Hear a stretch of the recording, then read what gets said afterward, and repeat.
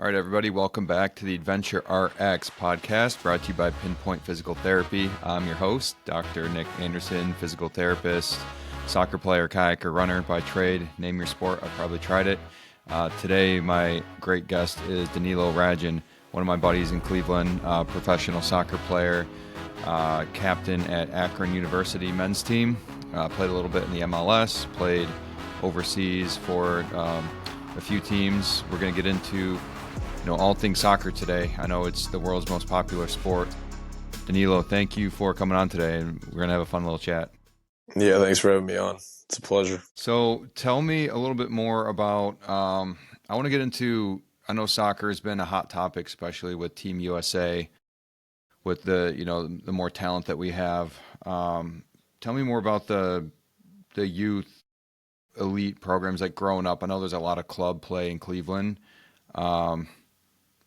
How was that growing up? And I don't know if you played the international club or what, but Yeah, so growing up, I think like when I played, that was when I really got into like the club scene. It was around like 2008, let's say, and I believe there were like a lot of teams, I think, in the Cleveland area. So locally, you could probably get a lot of good competition.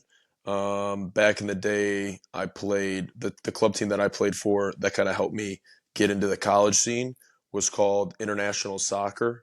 It okay. was run by George and Louis Nanchoff. Those were two former professional soccer players. They're brothers. They played at Akron University, and they played for the Cosmos, and they kind of floated around. I think they were playing for the Force as well, the indoor soccer team.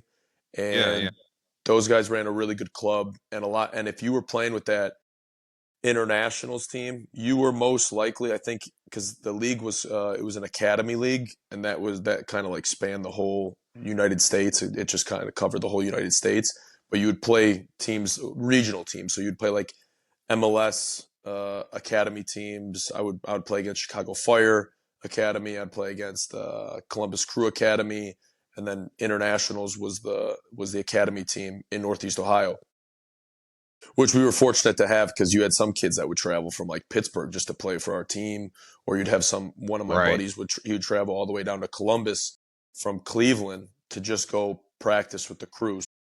For me, it was we would train at Pinnacle Sports, which is in Medina, so it would be like a 20-25 minute drive for me just to get high level training. My coach was the current coach at Akron University, and my assistant coach was the assistant coach at Cleveland State at the time. So it was a good kind of path to go to the D1 level because you had that type of coaching at like a 15, 16, 17-year old, as a 15, 16, 17-year old. Right. So the system is a little different when I played. I think there was a lot of good local competition. Nowadays, at the youth level, you have like U9, U10, U11, like under 11 kids that are basically like Force is the big club currently in Cleveland, and they were able to buy out three or four of the clubs in Northeast Ohio. So internationals, boys internationals, does not exist anymore. Cleveland Oh, United I didn't know internationals that. doesn't exist anymore Wow. because Force was able to buy those guys out. So now they're like those guys. And Ali Kazamani, he was my coach a little bit at Cleveland State as well. He had a club in the Menor area, and they bought his club out too. So those are three like prominent clubs in Cleveland, Northeast Ohio, that were bought out by Force. And nowadays, I feel like some of these youth teams, just to get good competition, they now have to travel regionally. So they would have to go to Columbus, they have to go to Louisville, they have to go to Pittsburgh, for example, just to get one or two games in, which is like Yeah, that's crazy. which is crazy to me because some of these Yeah. kids are like 9 or 10, 11 years old. And I didn't start doing that until I was like 15, 16, 17. So I Right. just hope that, I think the level of play for these young kids has gotten better. I just hope that some of these kids don't get burnt out because just traveling so much at a young age can be difficult. And, but also, I think it's kind of like they're getting forced into one sport, which is, I don't think, good as well. I think a lot of the best athletes growing up, they played like, multiple sports, and then Yeah. I think you just build just that foundation of just multiple sports. And then once you get to like 14, 15, 16, that's kind of when you have to start picking and choosing maybe one sport or two sports. But I feel like nowadays they're specializing the kids so early, which is for soccer, it's a very I think it's like a very specific sport.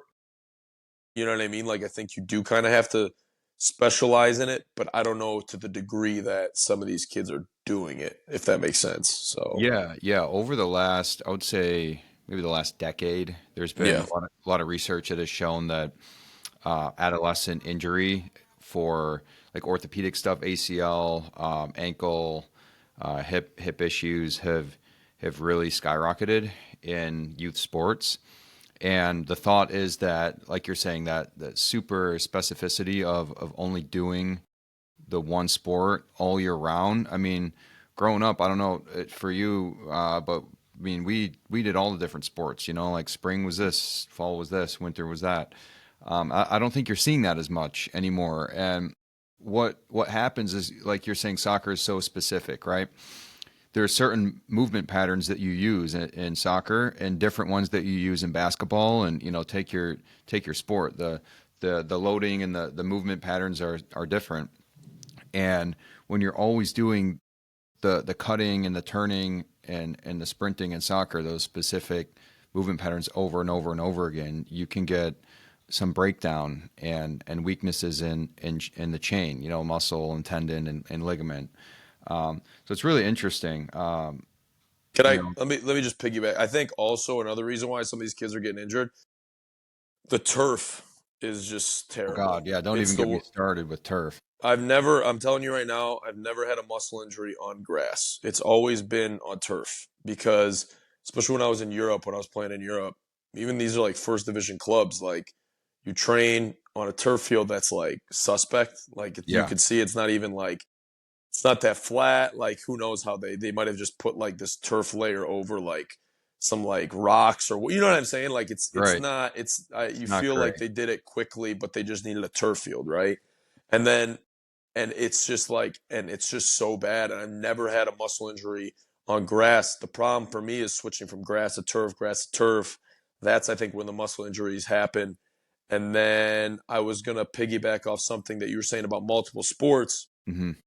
Even this past weekend, I was playing in a game, and I was explaining to this one guy. He was so when I'm a center back, so like defensively, I think it's good to play multiple sports. I played basketball until I was a senior in high school. In basketball, you can't get beat one on one, otherwise it's going to be a bucket, right? Right, So you got to right. keep the guy in front of you. So as a Hmm. defender in soccer, you got to keep the guy in front of you, and I think that helped me a lot. Also, people are like, this one guy was telling me, he was saying, he's like, where the ball is going before they even kick it. And it's like, well, I played baseball as well. So imagine reading a baseball off a baseball bat. Yeah, Like you're a yeah, center fielder. Look how small that ball is. You have to react. You can't miss. If you react poorly for like a millisecond, like yeah. you It's miss the going by. ball. Right. But imagine now you change the ball, you change the sport. Soccer is like the ball is 10 times the size of a baseball. This guy's kicking it. It's so much easier to read off a foot than it is off a baseball bat. So it's like you can anticipate it more. So me not like really missing any like headers or able to anticipate. It's like it all relates to like all the different sports that I played, which made me maybe more successful than other players because I was able to have that background of just different sports and just different movement patterns, different.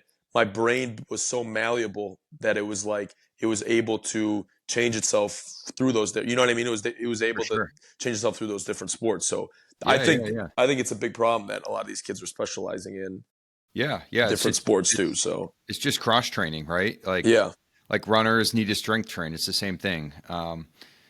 Soccer players need to do basketball or baseball or pick another ball sport in the off season.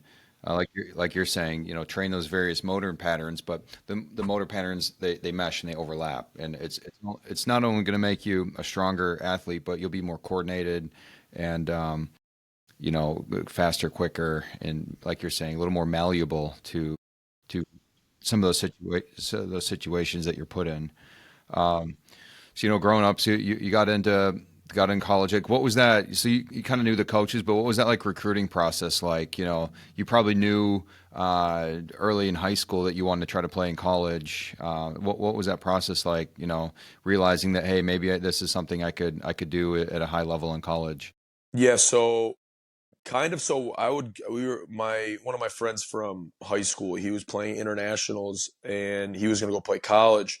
So then I kind of like followed his path because I was like, all right, well, if he's playing at internationals, that might be like the only path to take to kind of go play at a high level. So even before the tryout, like I was nervous, like because you don't know the level that you're at. Like I knew was a good player, but um, so yeah, so I went to the tryout and I did pretty well. And then eventually they were like, yeah, we want you for our team. So the recruiting process was kind of difficult because depending on how good that academy team was, Yeah. that's kind of how many like offers you got. Okay. So the team the year before, they went to like the final four, final eight in the country. So a Nice. lot of those kids went to like some really like prominent schools. They were getting recruited heavily.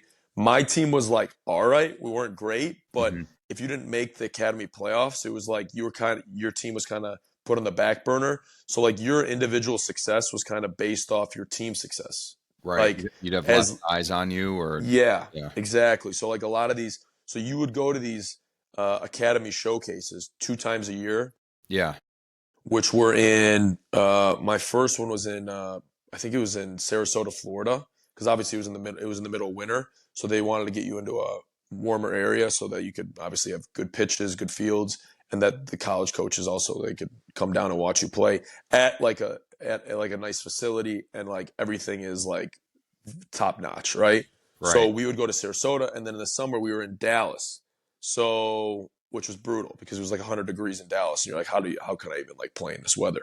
So, but those academy showcases were basically your pathway to go play at a high division one at like a division one school. So you would have like sometimes you'd have like 10, 15, 20 coaches at a game, and if they like what they saw, they would email you right away. So for me, I was kind of lucky that the coach at Cleveland State, the assistant coach, he was my academy coach as well.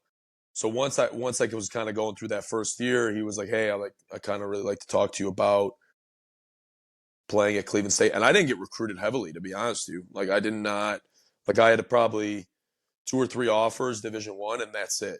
Like even Akron wasn't offering me. So I but also I think it was I wasn't at the level that I needed to be at to be Yeah. recruited heavily, I would say. Okay. Um, because I was playing basketball until I was a senior. And then eventually Cleveland State just kept like knocking on my door and they just kept talking to me. And I was like, you know what? I'm going to commit. They gave me a decent scholarship and everything was local. It was close. I knew some of the players that were there. So I was just like, you know what? I think it's a good fit. So me just playing at the academy, the Internationals Academy, and having that coach that was at the D1 level kind of recruiting me was my recruitment process. But also in the future, me switching over to Akron was basically based off of the Akron head coach, who eventually became the head coach, was my head coach at the academy level from like 16 to 18 years old. So Gotcha. he saw me basically as a youth player. And then once I went to Cleveland State and was able to play year round and Yeah. kind of put it all together, Yeah. then my ability just skyrocketed because I became so focused on one sport that I was able just to jump everyone, you know. And at Cleveland State, my first year as a freshman, I started like 18 to 20 games. I started like the most games out of the whole team. We won the Horizon League. We went into the NCAA tournament. It was the first time we did that for like 30, 40 Wow. years.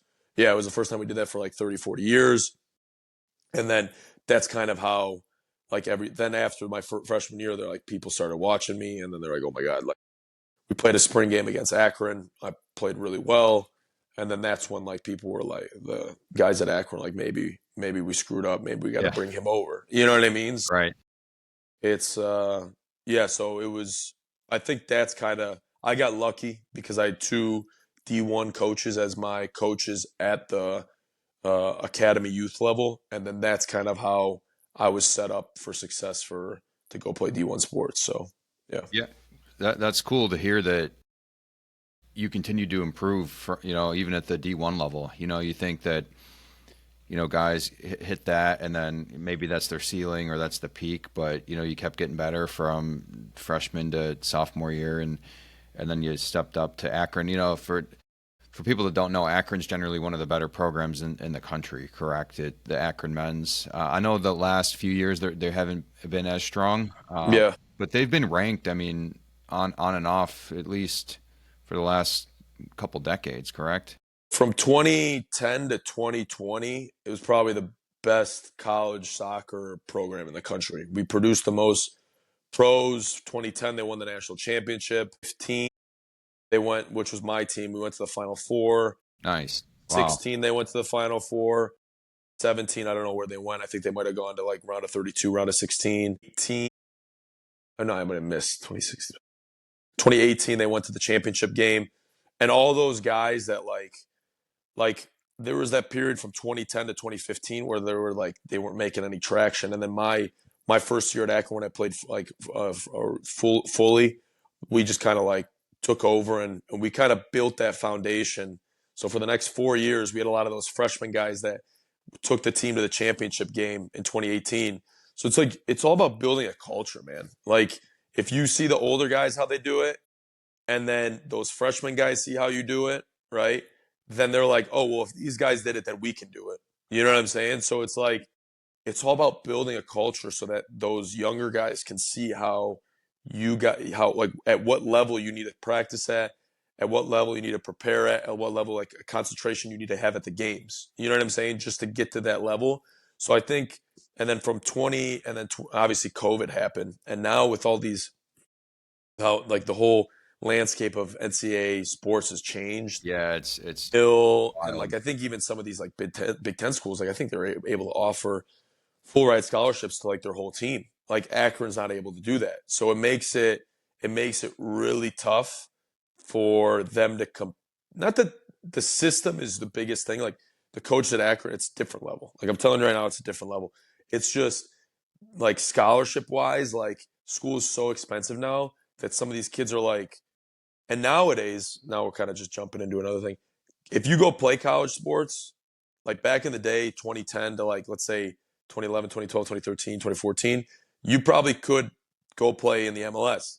When I got to the level 2017, it's like, it's just crazy. Like you're not even getting the same looks. Like because the amount of money some of these players are making nowadays in the MLS, you're coming out of college making 60, 70, 80,000, and then you're getting compared to some guy that's 500, $600,000 a year at the same position that played in Colombia, Brazil, Argentina. Yeah. Dude, at the end of the day, it's a business. Like you're not even getting a look, which is my kind of like Houston experience. So it was, I kind of jumped.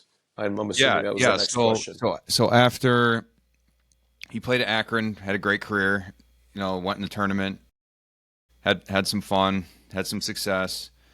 Most Division 1 athletes generally don't play professional, right? Like pick your sport. It's a very small percentage of D1 athletes end up, you know, moving on and not playing professionally. Some are, most I would say, are involved in the sport in one way or another, coaching or whatnot.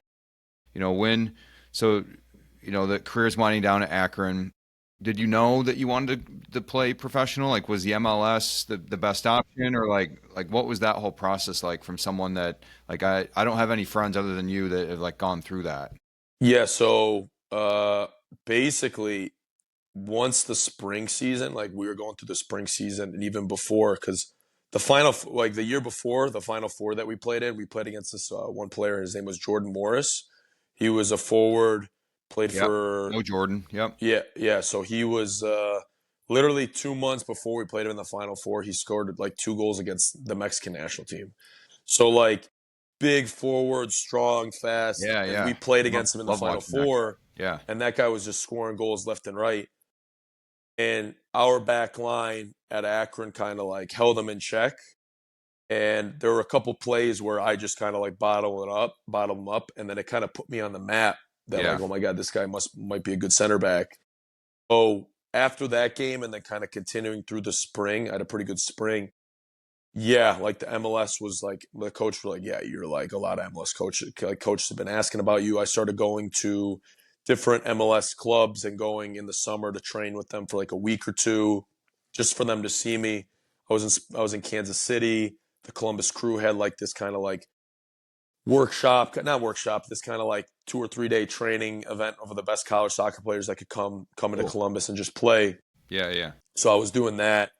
Um, and yeah, so then even that summer, even when I was in Kansas City, I took like 18 credit hours just so I could finish, just so that by the end of the fall season, I could get a degree. So I took 18 credit hours in the summer. Then I took like a full 16 credit, 17 credit hour semester in the fall just to finish. So I knew like if I was going to play pro, that I would be done my schooling. I'd be done by the end of the fall season, and then I could get drafted and get a degree. So I don't have to like have that on the back burner, right? Right. Right. Eventually you get I had like a concussion, so I missed the last 6 games. My concussion issues kind of at Akron were a big thing that kind of held me back, I would say. I had to miss a whole season because I was getting migraines consistently. And then I did the holistic route. I mean, that's another thing that like I could probably do another podcast on that.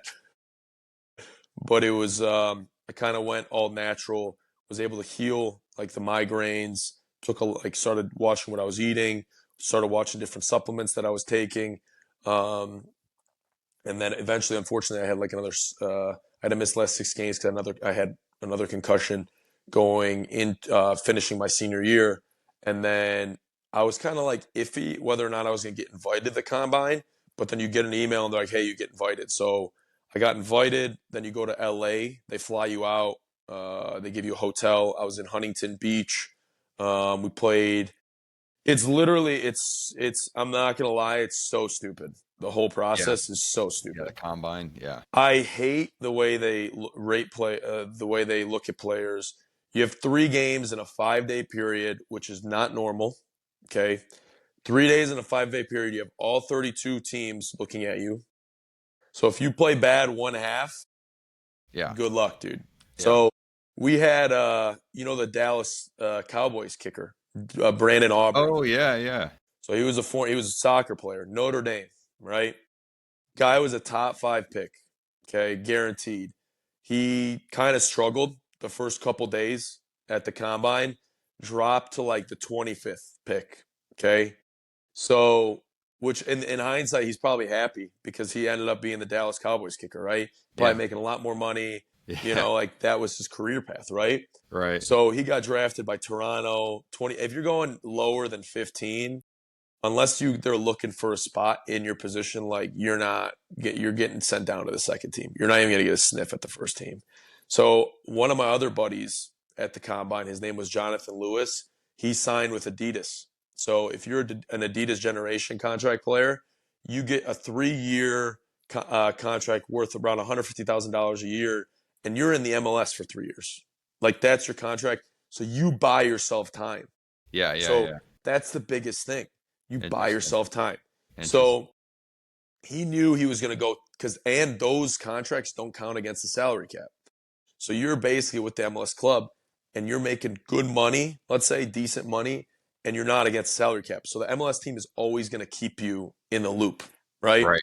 Right. Because you're making the money on the sponsorship. Right. Exactly, Yeah. Yeah. exactly. So the And then club doesn't have. Yeah. there's also some senior contract players, which I think I might have been able to get if I didn't get hurt the last 6 games that aren't against the salary cap. So those guys are still in the loop.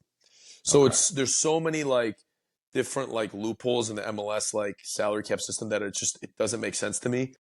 That doesn't give like players a real shot. So kind of going back to the combine, sorry, I kind of went off Yeah. the Yeah. beaten path, but you have 3 games in 5 days. You do like an NFL draft combine.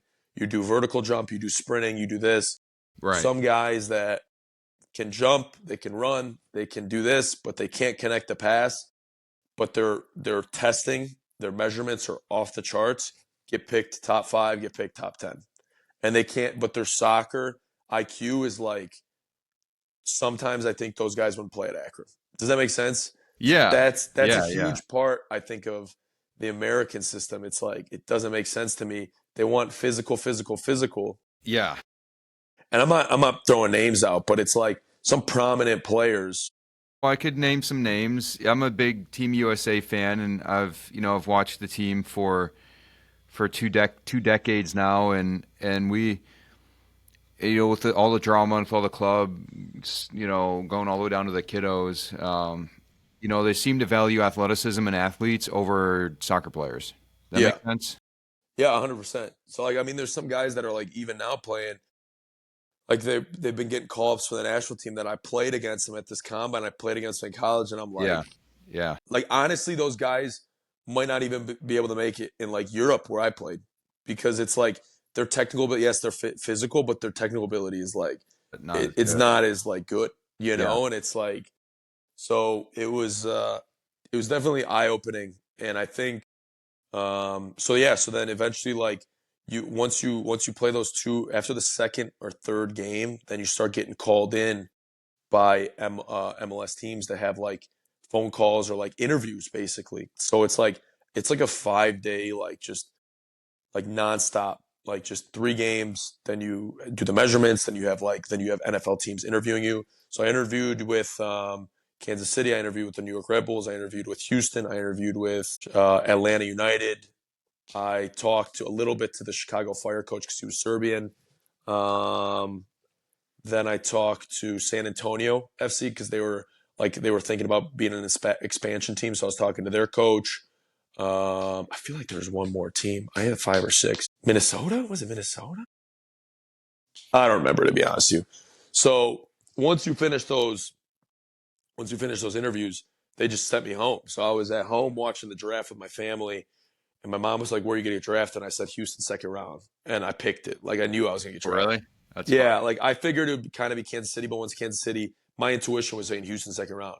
So I went Houston second round. So I go to Houston, and at the combine, I kind of like I kind of like had an ankle. I sprained my ankle in one of the games. So like, did I play well at Houston? I don't think I did. But at the same time, they were playing me at left back the entire time during my let's say trial period. Yeah. Yeah. So, and then I kind of got looks at center back where I felt more comfortable. And I was playing left back because DeMarcus Beasley was still Oh, negotiating. He was negotiating a contract, okay. and his contract was going to be worth like $800,000. So Yeah. I'm Yeah. still in the loop at left back, left back, left back. DeMarcus Beasley signs his contract. They're like, "Yeah, we'll send you to the second team." Right? So Yeah. I'm like, dude, I didn't even play the position that I was like I You're I natural got at, right? drafted for, or I was even like that I like grew up playing like left back. I never played left back. First of all, I'm not even left footed. I'm right footed.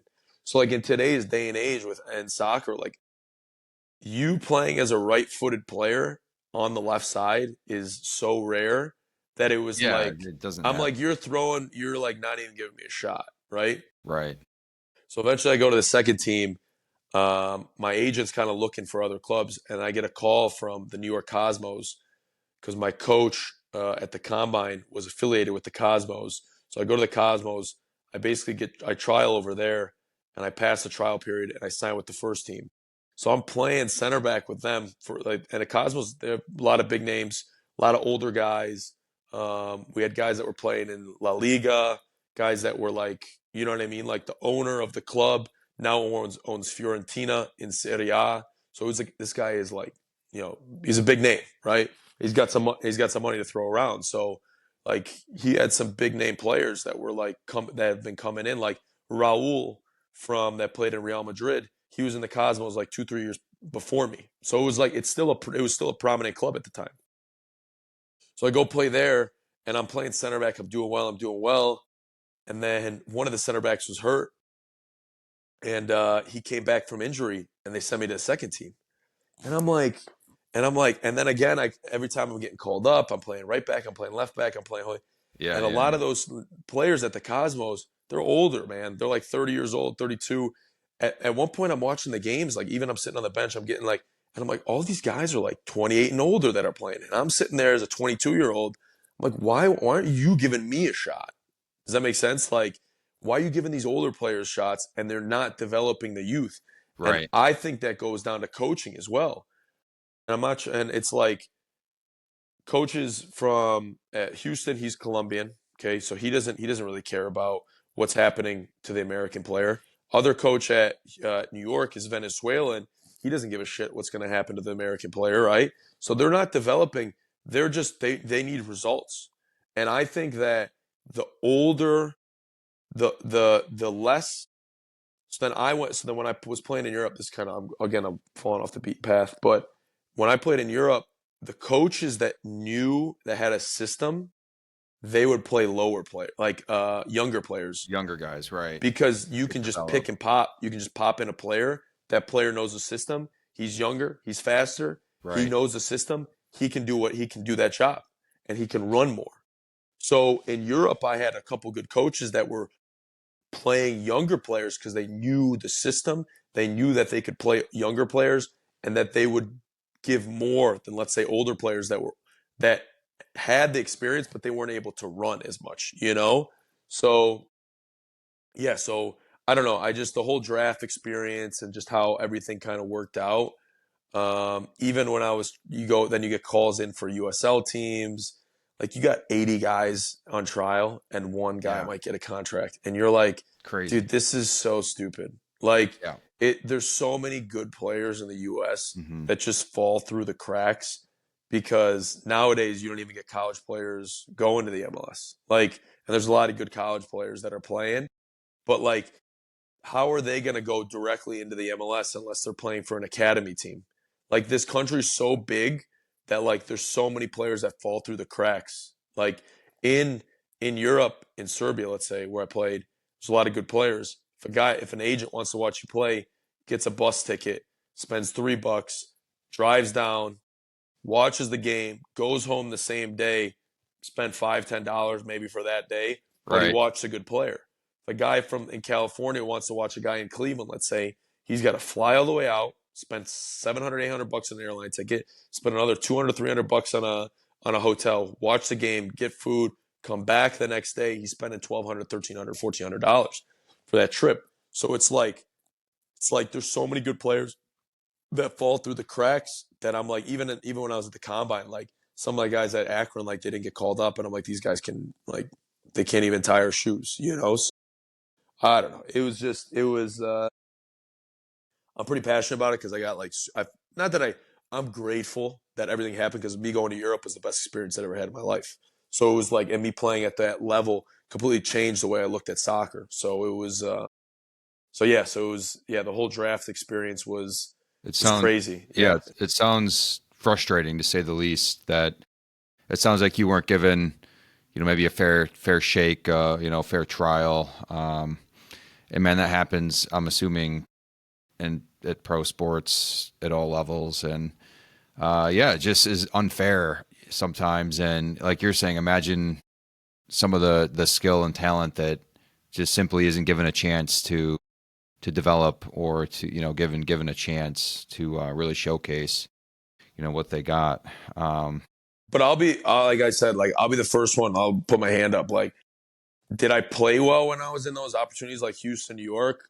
Honestly, I can say I didn't play up to my level. Right. That's 100%. Like, was I given a fair shot in the position that I basically got drafted for? And like, I don't think I did. You know what I'm saying? Like, it was Right. just, Right. Right. I was just like, I was just like, this doesn't feel. And then I got to the point where I was like, well, if I'm going to go do it and go try, like, especially if you go play in the USL at that time, you're making $1,200 a month, $1,500 a month, Right. which is like you had guys in Serbia, second division, third division, Hmm. that are getting paid that amount, which is, and the average salary in that country was probably 600, $700, but that's twice the amount of the average salary. So it's like you to get even play second division soccer here in the MLS in the USL. It's a joke. It's a joke. And the problem is there's no promotion relegation. So you That's have I these I would love to get into that some more. Yeah. so these owners aren't incentivized to pay more players. So Right. like for them to stay in the league, they can pay the bare minimum, and then in those European countries, they'll throw money around at the halfway in the halfway season, just so they can kind of bring big players in to stay in the league. Does Yeah. that make sense? Here in Yeah. the USL, they're like, oh, you know what I mean? Like, we're not going to bump up. We don't have to do anything. We're already paying this guy $2,000 a month. You know what I mean? Like, we don't really have to bump up the pay because we're just going to stay in the league. Yeah. So Yeah. it's and then in the USL, like, you could be the best goal scorer. You do this. The MLS isn't even going to look at you because they'll just pick a guy from Argentina, Colombia, whatever, blah blah blah. Younger player. They have more experience. Division One. Him as an asset is more valuable because he comes from South America. They could probably sell him for more money in the future. So that's why, like, also the U.S. soccer team is struggling. They don't have a pool of players to pick from.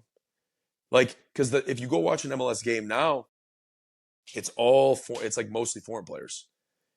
So it's like, and then I even heard Landon Donovan, Tim Howard, like, they're like, it's broken. Like, they're like, there's no college players come through the ranks. There's none of this stuff, and it's because it's a big business, and I respect MLS. It's growing, all that stuff, but it's like it's a domestic league, and there's no domestic. It's like very hard for domestic players to Right. get even time. You know what Yeah. I'm saying? Yeah. Yeah. For those that don't know that what the relegation promotion system is, over in Europe, the various leagues, and I'm sure it was the same in Serbia and some of the other countries you played in, like all promotion relegation, pretty much. I mean, you have to have it. Like, Yeah. I don't know if Yeah. there's a country in Europe that It doesn't doesn't have. have a promotion relegation Yeah. system, because So that's what gives hope to lower division teams right. to work themselves up to a Maybe want top to, the team. owners spend a little bit more. So Yeah. there's the tiers of, for those that don't know, there's the divisions in each league, and at the end of the year, it's points accumulated throughout the year, and the top couple teams get bumped up to the next league, and the bottom few teams get bumped down. And what comes with that is more money, better media deals, more salary cap type things, depending on the league. So, what you're saying is what it's kind of clicking my head now is the owners would be willing to risk more in Europe to hopefully help develop their talent and move up, where to get more money overall. You invest to make more, you got to spend money to make money, whereas in MLS and USL, they're kind of sister leagues, but they're not really related, and we don't have that promotion relegation. So it's almost like I've almost felt like MLS and USL is almost like a stagnant league. There's not that dynamic. The reason why the Premier League is the most popular league in the world is because that relegation promotion is so intense, man. There's like millions of dollars on the line for players, for owners, for coaches. I mean, it's a really great system, that it's about urgency, right? I feel like maybe USL and MLS teams, they don't have that urgency. There's just competition. Like, it just creates It competition, creates competition, right? and you need that resistance to, like, grow as a player. You need that type of atmosphere to grow as a team, as a player, as an organization. Does that make sense? Like, Yeah, for rather than sure. I just mean, having, you're all in it together, right? To yeah. go up or to get relegated too. I mean, everyone's in it together. Well, now it's all laissez-faire. Like, it's like, oh well, like, we didn't do well this year. Like, we'll get them next year, and it's like, and I think a lot of these teams that are owned in the MLS, they're owned by guys that own MLB teams. They like Yeah, yeah, yeah. they're using the MLS as kind of like a tax write-off. Like, it's a Mhm. loss. They're taking it as a loss, Right. and it's like they don't really care. You know what I'm saying? Like, so it's like, I think you need to go into, like, it's so business. It's just so business. It's It's very and like and the corporate soccer and the almost, right? soccer is it's just a big business now, Hmm. which is anything, I think, in the world nowadays. But back in the day, I think you had 90s, early 2000s, like even Premier League or whatever. Like, you just had, I mean, even Red Star Belgrade, like a Serbian team in the 90s, they won the Champions League because it wasn't as business centered. Like, you could have a lower division, like a team that didn't have a lot of money, but they had really good talent, really good school of, like, soccer, that would bring younger players, and they would be able to compete with the best teams in Europe. They can buy, like PSG, Man City. They can just buy whoever they want. They can pay for like 300 million, $400 million for a player, bring him in, and he can make the difference. you got some teams in Europe that can't. I mean, they can barely pay players like month to month. You know what I mean? And they're in the Yep. Champions League. So Yeah. it's like Yeah. I it's know like the you rich get can't. rich. The rich get richer, right? They win the cups. They win the tournament. Yeah. They Yeah. can So spend more. At the level that you've played, it's been a pleasure to being your friend. I watched some of your games overseas. I was watching you play a couple online. yeah. For kids that are coming up, and the system is a little bit different, as we said now. But what are some things that maybe it's psychological, maybe it's the way you train, maybe it's like you said, going more natural for diet and for supplementation.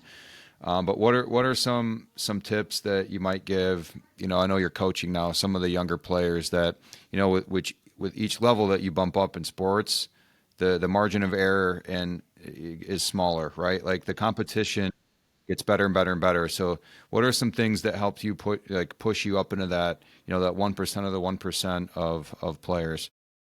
Honestly, I think meditation. Oh, interesting. Okay. Yeah. So I had so when I was dealing with those like concussion issues, kind of like your nervous system gets off balance. You kind of go into like you know what I mean, like injuries.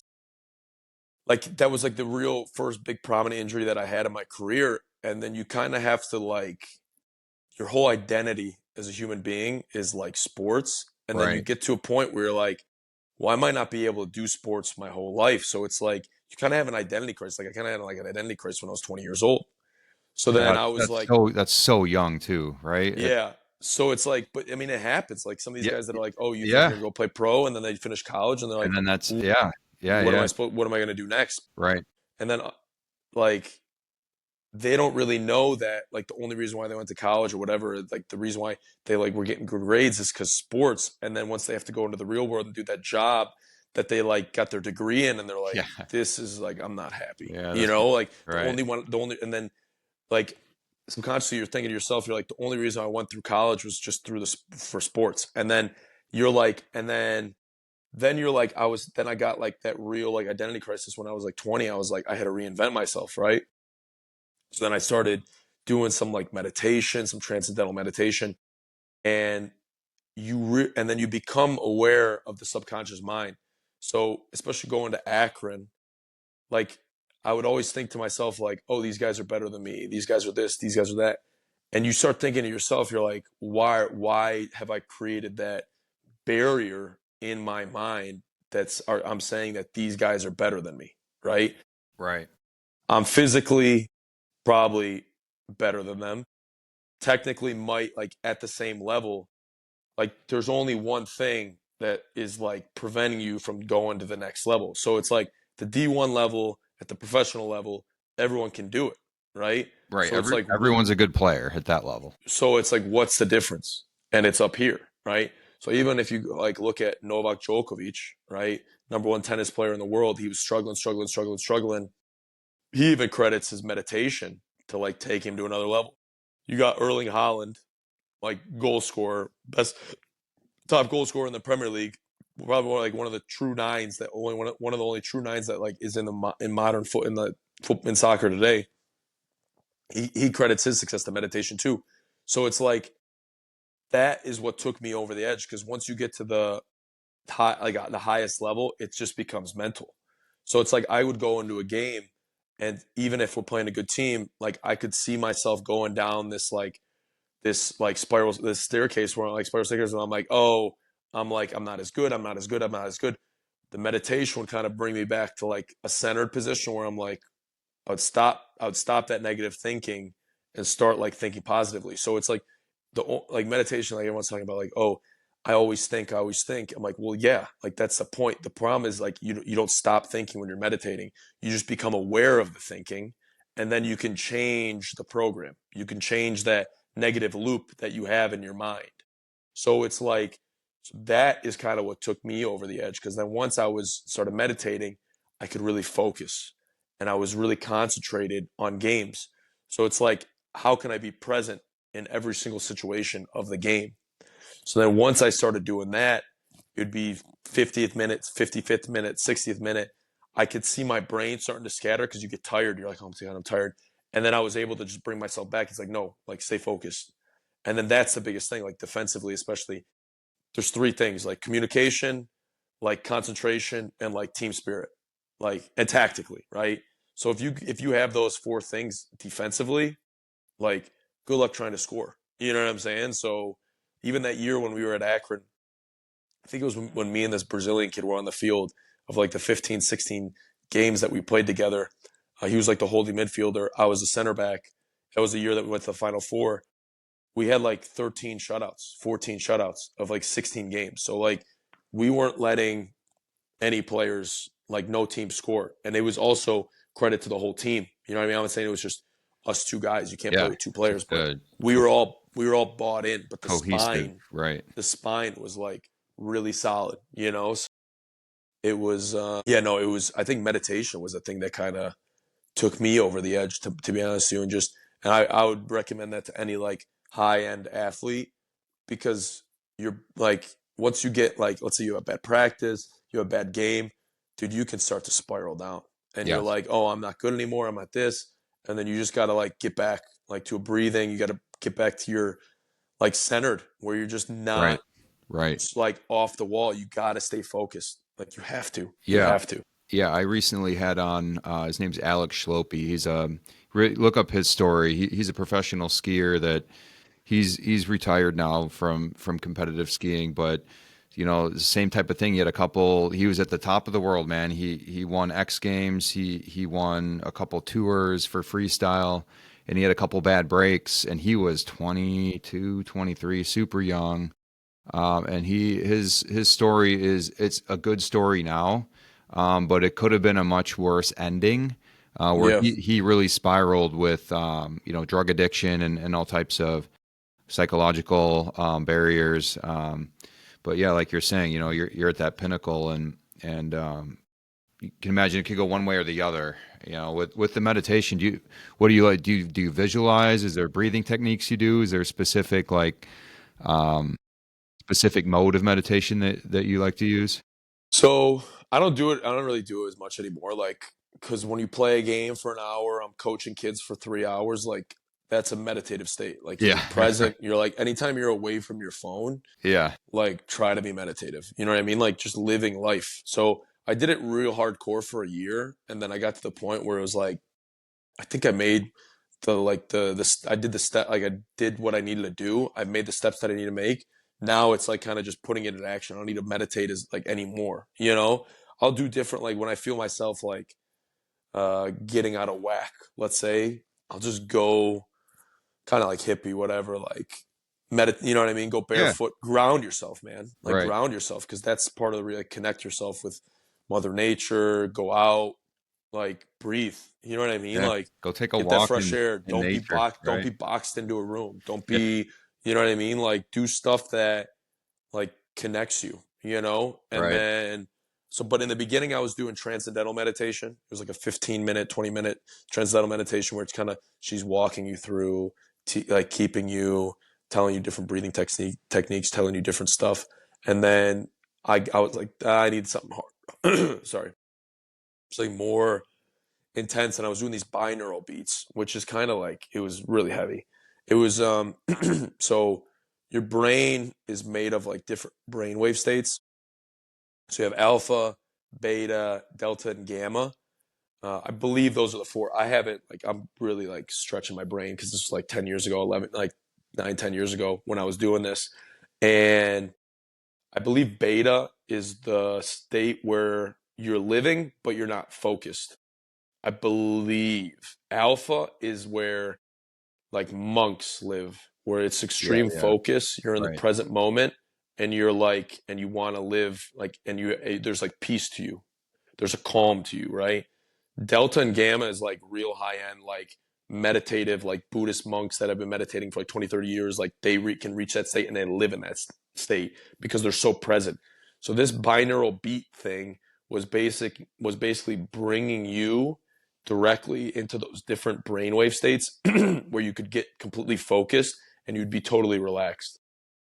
So I remember when I was doing this stuff, it was like the blood flow was just boom, boom, Yeah. boom. Yeah. It Yeah. was just going straight into like my frontal lobe, where is all like concentration. Listen, I'm telling you right now, like to get to a high level, like you have to like there's so many details now that you have to take care of. So like I was like to be at like a high level, it's kind of like psychotic to be honest with you. Like watching what you eat, watching like the way you sleep, what like not going out, not even like, it's like so like massive discipline that like I was looking at like even those like blue light blocker glasses, right? They're Yeah. the craze now. I was Yeah. doing Like, it when I was mhm. doing it when I was 20 years old and everyone was laughing at me. Like even my guys were like, what are you doing? I'm like, dude, I don't want to have like screen time or I don't want to look at a TV that affects my sleep, my melatonin. Yeah. And these guys, I would wear them. And my guys that like my friends at Akron, like, dude, you're like, but now it's like all the pros are doing it. You know what I'm Right. Yeah. saying? Yeah. It's a big craze for sure. So, so like so I was basically with that binaural beat stuff, you're bringing your brain to a state of just extreme focus and like the meditation. So it's like nothing can kind of phase you, if that makes sense. Like it's just like you can have 10, 15,000 people in the stands and you don't even hear them because you're just focused on the task at hand. So it was a huge that thing it took me to another level because it was like then you were able to really change the programming in your brain. It's like, well, I'm not good enough. And then you're like, well, why am I not good enough? Like, is this the program that I've created? Then you could change and be like, no, I am good enough. And you're just kind of Yeah. like Yeah. Yeah. building that mental fortitude Yeah. and that stuff to kind of Yeah. take you to the next level, You if know, that makes sense. yeah, if we explain that, I guess physiologically, right? Um, you have the fight or flight response, right? You have the sympathetic nervous system and the parasympathetic nervous system. The sympathetic is what gets you all amped up, ready to play the game, right? You're like ready to go, ready to fight, ready to play. And then the parasympathetic does the opposite. It's the calming system. So your life is always a state of balance, and I think American culture in general, we're all amped up like all the time, and the screen time and poor sleep and poor diet and inflammation and all that, like just completely out of balance for most people. But what you're saying with the meditation, you create that better balance, and you also get, like you're saying, some of the the chemical changes in the brain happen, maybe more blood flow, self awareness. So no, that's great insight, Danilo. Thank you. That's a cool one. That's a new one. Yeah. I'll have to chew on that one a little bit and maybe try some myself. With you, not playing professionally anymore, what what do you see as success right now? Like what do you define as success now, and how is that different than maybe it's the same, but if it's changed, how has it changed since you were a player? Uh, I just think it's like, well, since like what I'm doing now, it's like I'm coaching like the youth, right? So it's U9 to U15. So rather than like working on these little details as a pro, like you're just like first touch. Now I'm like developing players, right?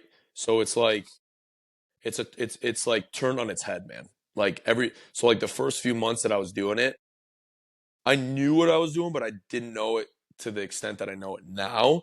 But I just find it like me coaching young kids is it's pure because there's not really like politics involved. Once you get to the professional level, so even when I was in like Europe, like I was playing in three countries in Division 1, like the highest division, the highest level, and you just realize how business oriented everything is and how political it is. And then now that I've taken a step back and I'm at like the U9 to like U15 level, there's no politics. There's nothing like involved with it. It's just so like it's pure. Like kids do it because they love it, right? Right, And it right, made me kind of it brought back the love of the sport for me because I was coaching young kids.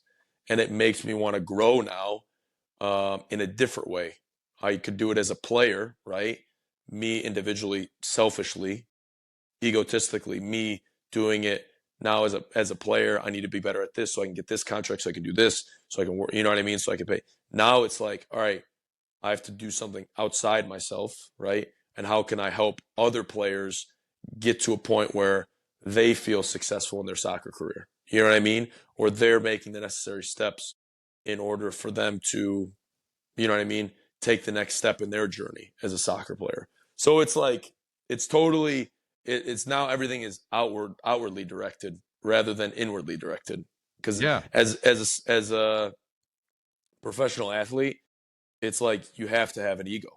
Like to Oh, be at a top level, you no, like no doubt. an ego is what keeps us alive, right? Like so everyone's like, "Oh, no ego." No, you have to have an ego. You Like have now it's like you got this all like no ego, no ego, no like no, it's yeah. the You have biggest thing is to be aware of the ego. Like yeah, that it doesn't go out of control, right? right. Now it's like even as a coach, I have to have an ego because I want my kids to have the success. So it's all dependent on me. So I have to work on myself. I have to be better than the opposing coach.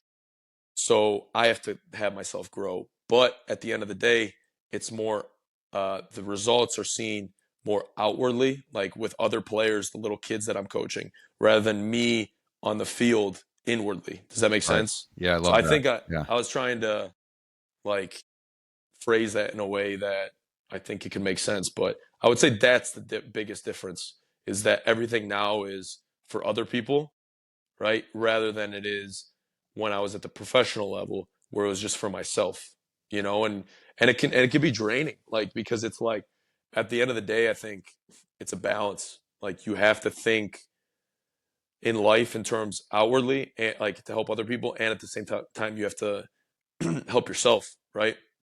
So, but in the professional sport, it's like it's all about yourself, yourself, yourself, yourself, and it can be draining because you're like it's just a competition.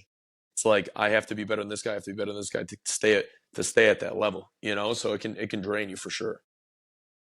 Yeah, I think everyone that is successful, not even in sports, but just successful in their career and life or whatever, you have to have a certain amount of ego and self-confidence and selfishness, right? Like if you want to describe it like that, not in a negative way, like you're driving for yourself for a while. Yeah, that's some good insight, man. Well, I appreciate your time. I'm gonna let you go. Yeah. Give us So a it went a little longer, I think, no. than It's all expected, and good. I was going off. I don't even know. I could have talked probably like even longer about like Europe and all the Yeah, man. experiences, but yeah. We could do this again for sure. All right. I'm Yeah. hoping to have like an in person setup maybe for season 2 of the podcast or whatever. So yeah, Nice. give a shout out to the club you're coaching and anyone else you want to. Then we'll call it. Yeah, I would. I'm gonna give a shout out to Shaker Youth Soccer Association. It's obviously Shaker Heights, east side of Cleveland. I think we have 600 kids in the program. Awesome. It's a nonprofit.